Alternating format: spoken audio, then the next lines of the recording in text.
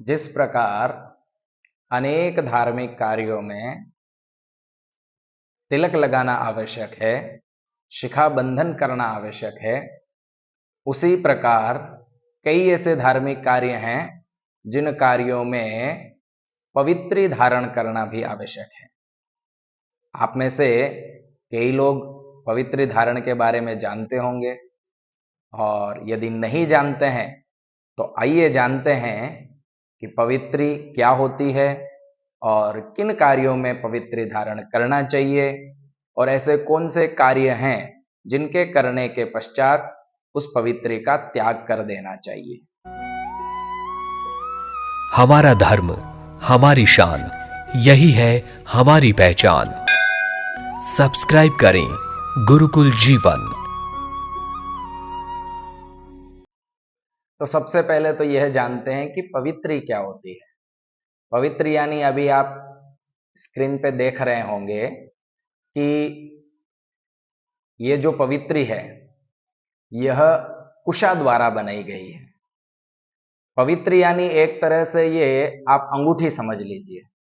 ये जो पवित्री आप देख रहे हैं ये कुशा के द्वारा बनाई गई है, और इसकी जगह यदि स्वर्ण से बनाई गई हो, अंगूठी हो, तो वह भी उत्तम है, उसका भी प्रयोग आप कर सकते हैं।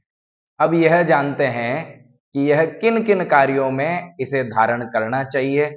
तो इसके बारे में कहा गया है, स्नाने दाने जपे होमे स्वाध्याये पितृकर्मणि करो सदर्भा कुर्वीत तथा संध्याभिवादने।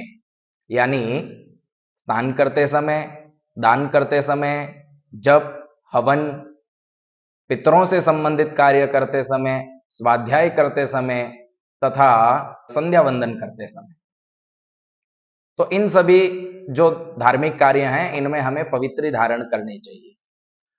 अब यह प्रश्न आता है कि जैसे हम संध्या वंदन कर रहे हैं उस समय हम पवित्री धारण करेंगे, और यदि कुशा की पवित्री धारण कर रखी है तो संध्या वंदन करते समय आचमन करते हैं, तो क्या आचमन करने से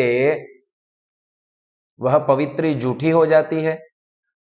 तो इसके बारे में कहा गया है, सपवित्रेण हस्तेन कुर्याद आचमन क्रियाम नोच्छिष्टं तत्पवित्रंतु भुक्तोच्छिष्टंतु वर्जयेत्। यानी यदि आपने संध्या वंदन करते समय या कभी भी आचमन करते समय आपने पवित्री धारण कर रखी है तो नोच्छिष्टन, उसे उच्छिष्ट नहीं माना गया है। उस पवित्री को आप दूसरे धार्मिक कार्यों में भी प्रयोग कर सकते हैं, किंतु भुक्तोच्छिष्टंतु वर्जयेत्। और यदि आपने पवित्री धारण करके भोजन कर लिया है तो फिर वो उच्छिष्ट मानी जाएगी, यानी जूठी मानी जाएगी। उसके बाद उसका त्याग कर देना चाहिए। और ऐसे कौन से कार्य हैं जिनको करने के बाद में पवित्री का त्याग कर देना चाहिए?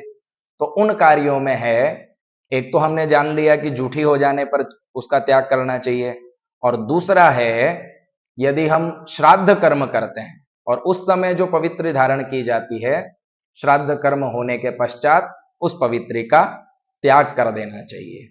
और ध्यान में रहे कि त्याग भी करना है तो किस प्रकार करना है, तो उसके संबंध में कहा गया है, तस्मिन् क्षीणे क्षिपे तोये वह्नौ वा यज्ञ सूत्रवत भूमिम खात्वा तथा शुद्धाम मृद्भिस्तारेण पूरयेत्।